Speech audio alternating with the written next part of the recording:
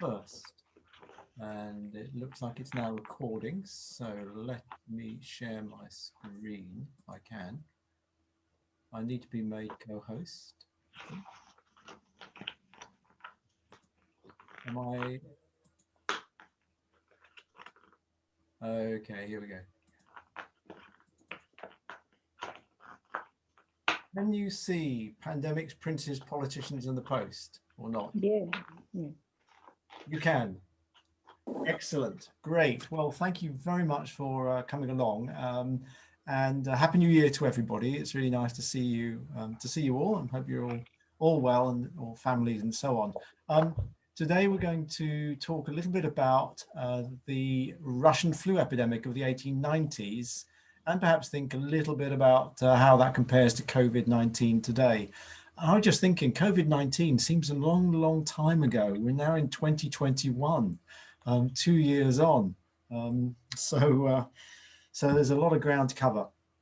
And we'll talk about the pandemic. We'll talk about the princes who got the disease, politicians who caught the disease, possibly identify even a super spreader event, and why the post office had the finger of blame pointed at them. Incorrectly, I have to say, but let us go on. So just a few words first about the post office itself. The post office is, Royal Mail, it was known, is nothing new. But in the 19th century, it really expanded its operations, particularly after the introduction of the penny black, which meant that you could send a standard letter anywhere in the country for the price of 1 penny. And that was a huge change in the way it operated. And it generated a tremendous increase in the volume of mail, and also improved literacy rates.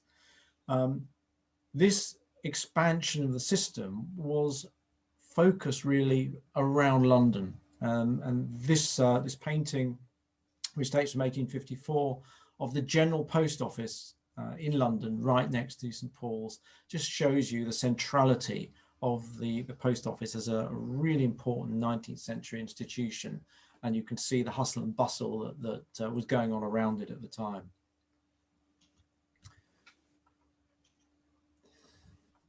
Well, as I said, the introduction of the penny black, which came around about the 1840s, really began to impact on the volume of letters and also the literacy rates.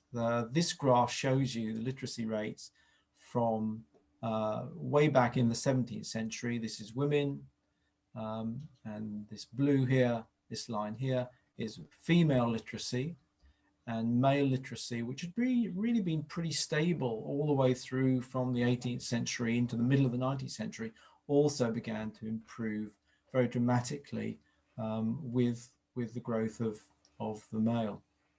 Obviously, from 1870 onwards and the introduction of primary education, that was improved, but the really big increase had already started prior to that, and it was linked up to this expansion of letter writing that was introduced after 1840. So the post office was really important. It touched everybody's lives, and it was an incredibly significant institution. It was also a very big employer. It was a nationwide organization, and it had around about 167,000 employees in 1900. The map on the right-hand side is actually something that some of the U3A volunteers have helped transcribe. It actually shows you the distribution of post offices and the proportion of sick employees. Forget about the sickness for the time being, but the dots represent where each of the major post offices were. And it stretched from right in the north up here, north of Scotland, all the way down to Cornwall here and to the far reaches of Ireland, which was part of the UK at the time. So it really was an important national institution that linked up the entire country. And it included a really wide range of occupations: letter carriers, postmen, sorters, right up to the Postmaster General, all of which focused on London. and about a third of the mail of the entire country came through London and was sorted there and then redistributed through what became the rail network from the 1840s onwards. So this is what happened. The mail came into to London. This is on the left-hand side, the 6 p.m. rush, last mail. It had to be sorted, and then if it was for delivery outside the capital, it then had to be loaded onto trains, which became known as the travelling post office, which then left at 8 p.m. from the major stations in London and travelled overnight whilst letters were being sorted by hand on the rail carriages. It was said that if you posted a letter at 6 p.m. in London, it could be delivered at 8 a.m. in Glasgow the following day. So there's first class post for you. It kind of runs today's Royal Mail a pretty good race. So this is what happened after 6, and a lot of the sorters were involved in working at night in quite cramped conditions, as you can see, right next to each other for long hours of time. And these were the railway wagons. The railway had been introduced into Britain in the 1830s. The network expanded very rapidly, particularly in the second half of the 19th century. And these characters here on the right-hand side were the kind of workers that would have been sorting mail overnight on the way to any number of towns in the rest of the country. You can see some of the mail bags there. Yeah. Just to give you a sense of that rail network, and you'll realize why this is important when we come on to the pandemic side of things. This is a slide from some research being undertaken by Cambridge University, the Centre for Study of Population. This is the rail network in 1851. There's London. You can see it's linked up to all the major towns: Bristol, Birmingham, Nottingham, into the Midlands, in the Northwest, Manchester, and so on. I'm afraid they didn't map Scotland, so I haven't got Scotland, and I haven't got the Irish railways. By 1881, that network really reached all the way into some of the most rural parts of the country, even into Snowdonia, North Wales, all the way down into Cornwall. There was very few small towns that were not accessible by train, and most villages were within a short ride, a horse ride, of the nearest rail network. If you want to read about the impact of the railway on a rural village, Larkrise to Candleford, it gives you a really good sense of the coming of the railway and the impact on mail. By 1914, the network had expanded to around about 20,000 miles. It was much larger than it is today, and trains were working on the network all the way through day and night. Oops. And that meant that even small places, this is I never know how to pronounce this, Wymondham. It's not pronounced that way. This is in Norfolk. Even relatively small villages had their own post office. This is the post office there in 1903, and you can see the number of post offices expanding very rapidly as the rail network expanded as well. So there are around about 20,000 post offices by the 1890s or thereabouts around the country. And so on to the pandemic. The Russian flu is coming. And news started to emerge late 1889 and into 1890, round about January time, of a strange illness that was striking down people overnight, large numbers of people spreading over from Russia. There's some dispute about where it originated from. Some people consider that it was originated in China, others in Russia. But the first reports started to come through from Russia.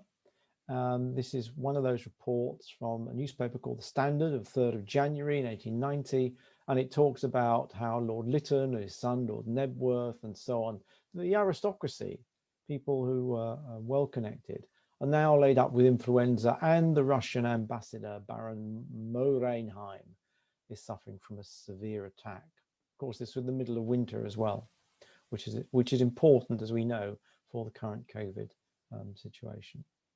So maps such as these were began to appear in the newspaper. You could see the flu advancing on a day-by-day, month-by-month, day-by-day basis. And by January, it had emerged in London, and it began to spread through the rest of the country. I'm going to try and play this. This is actually an animation of the spread of the flu. So let's hope it's going to play. This gives you a sense of, let's go. Here we go. It's about a minute long. This is how the flu actually spread. This is October 1889. This is November 1889. Second half of November. December, beginning to appear in Europe. Spreading into the UK and France and Spain by early January. And then from there, it began to spread to the east coast of the United States, down to South Africa, parts of South America by March. By April, it had reached New Zealand and Australia, India, Southeast Asia, Japan. And I think that's as far as it got. No, there we go. A year later, August, September 1890, spread back into China. Oops, let's just close that and go back to my presentation. So it was a, let's just see if I can, oops. So the flu came, it spread, it was noted in each of the European cities. This map shows you from December through into January. By January, these are the cities where it had started to appear. There's London, and it began to appear. There's Edinburgh, and then by the second half of January, early February, in the UK, it was pretty widespread. There were reports in Bristol, in Dublin, up in Edinburgh, and around the northwest. So it was a flu that seemed to move from east to west. And what was noted was that it spread first into the capital cities, and then from there into the surrounding countryside. So the thought was that it actually spread by lines of communication.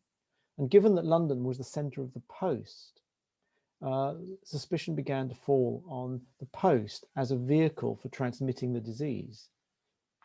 If it appeared first in London and then to the places where London was connected to, that was the reason why there was that fear.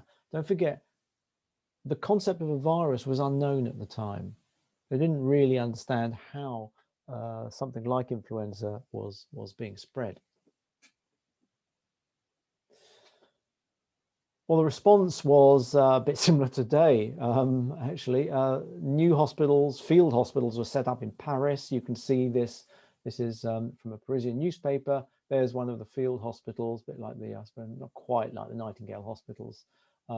But you can see inside tents, temporary structures, and people being presented here for diagnoses.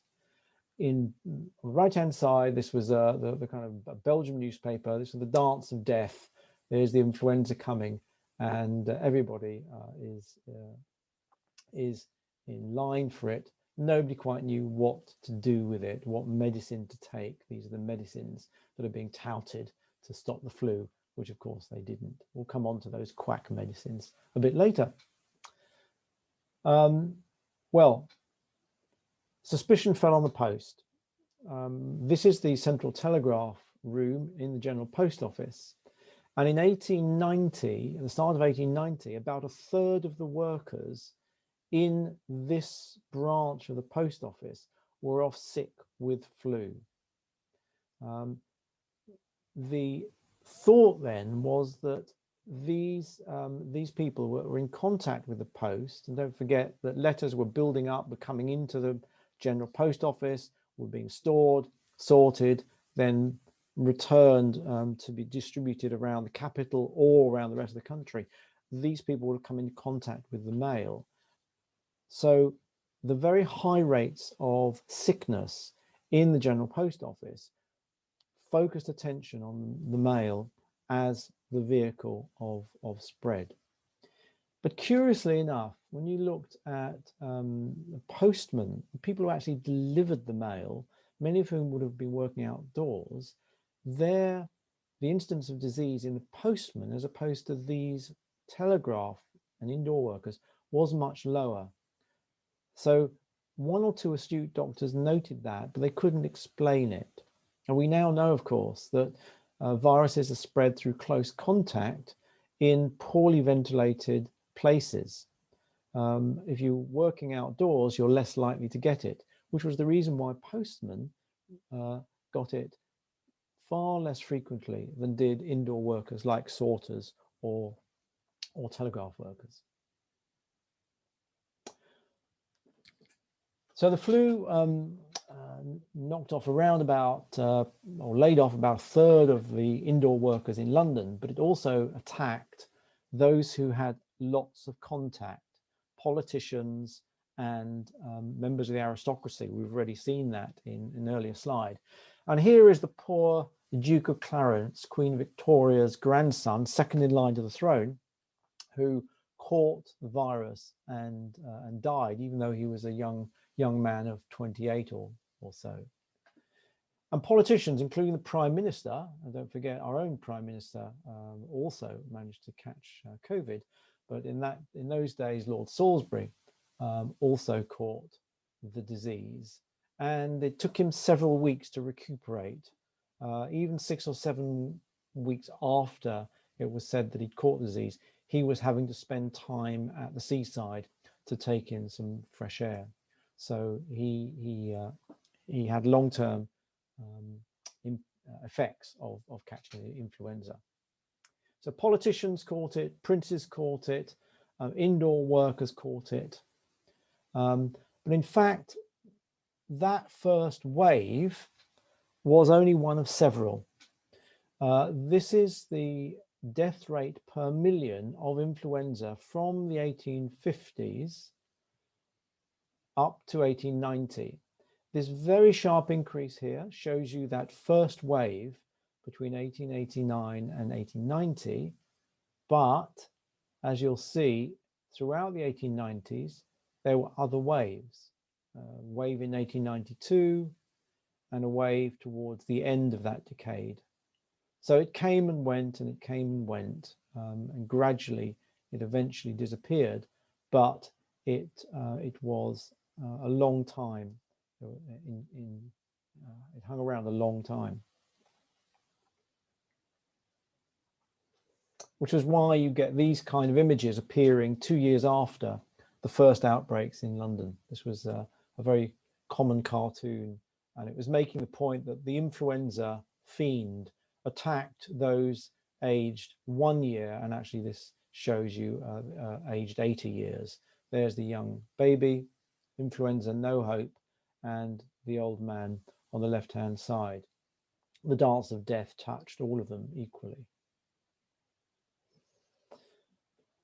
Even if you follow the influenza through the newspapers, you start to pick up the outbreaks of these events. This is from the Western Gazette of the 1st of March 1895, and it makes the point, the article points out that Lord Rosebery, this is Lord Rosebery here, caught the flu, but so too did all of these MPs. They're all leading politicians. These three here are all Somerset MPs. They all caught the flu at the same time.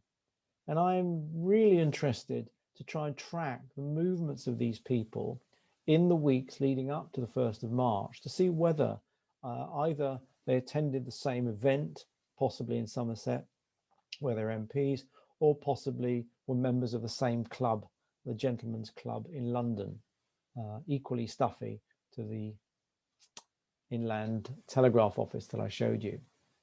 So all of these politicians caught the influenza sometime in the weeks leading up to the 1st of March. And these three in particular were all MPs of neighbouring constituencies. So was there a super spreader event? And of course, nobody knew how to deal with the flu. There were all sorts of quack remedies. This was the advert for a carbolic smoke ball, which was said to cure influenza.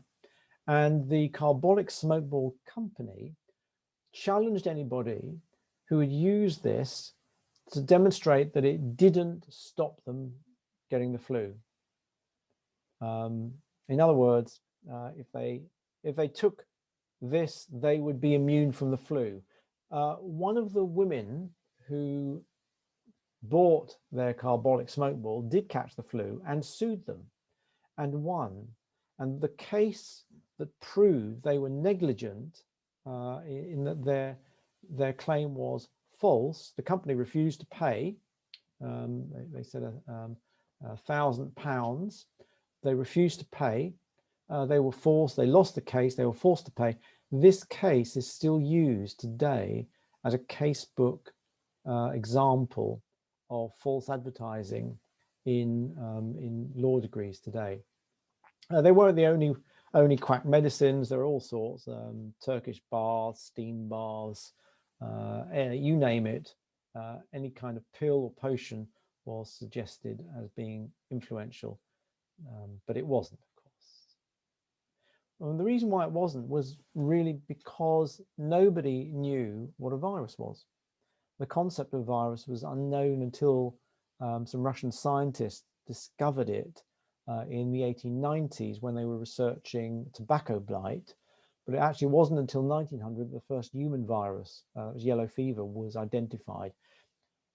From then, work continued to identify human viruses, but really because they couldn't be detected, it was very difficult to identify them.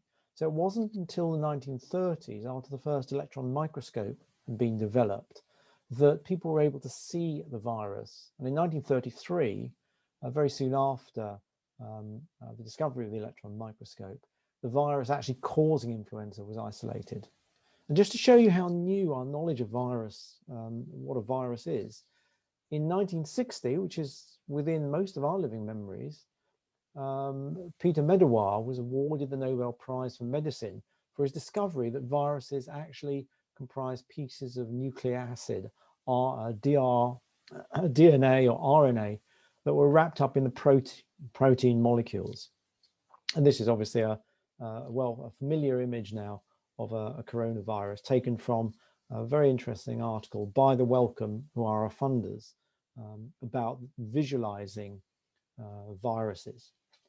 So it was not surprising, given the lack of knowledge of how disease was spread and no knowledge of viruses at all, that most treatments of influenza didn't work, other than really isolation and rest. So let me wrap all of this up, and let's just cast a brief thought about COVID-19, we've heard so much about. The 1890s Russian flu was the first flu pandemic for over 50 years. So most doctors didn't know about pandemic flu. They had no real understanding of how it was caused. They also noted that no class was spared. So postmen, telegraphists, as well as princes and politicians all caught the disease. So it wasn't a disease of poverty like some diseases were. And it seemed to spread through overcrowded workplaces, as well as stuffy gentlemen's clubs, and also amongst key workers, people who had lots of contact with other people. There were no agreements about how to cure it and how to treat it, which allowed all sorts of quack medicines to proliferate. And one only has to think back to President Trump's, I hesitate to use that word, early advocacy of bleach as a treatment for COVID.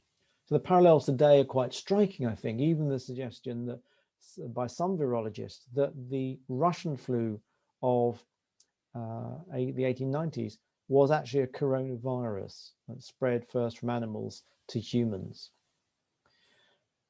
So the Russian flu, which was a global pandemic, it had key workers attacked, princes, prime ministers, politicians, even presidents have been infected. Quack medicines were peddled. The disease affected millions of people. If you take the number of deaths from the Russian flu in Britain in the 1890s, and you ramp it up to represent the population today, there are about 250,000 deaths in the 1890s from influenza in Britain. That gives you some sense of the scale of that particular pandemic. So unfortunately, we're back in the present. We're in the middle of a pandemic, but perhaps that gives us even better reasons to start looking at the health of workers in the past. And I hope you've enjoyed hearing about the pandemic, the Russian flu pandemic, that is, of the 1890s. Thank you very much for listening. I'll stop sharing my screen now, if I can.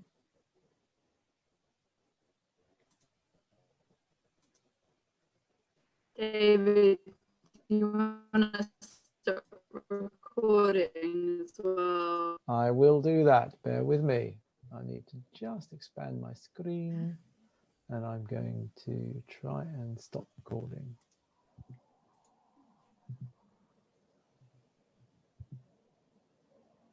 Let me stop my recording. I'm going to have to change. As you see, I don't tend to use Zoom.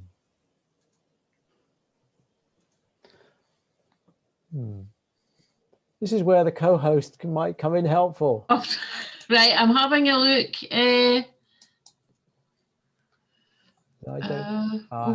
Hang on, view options. Let me move. Here we are.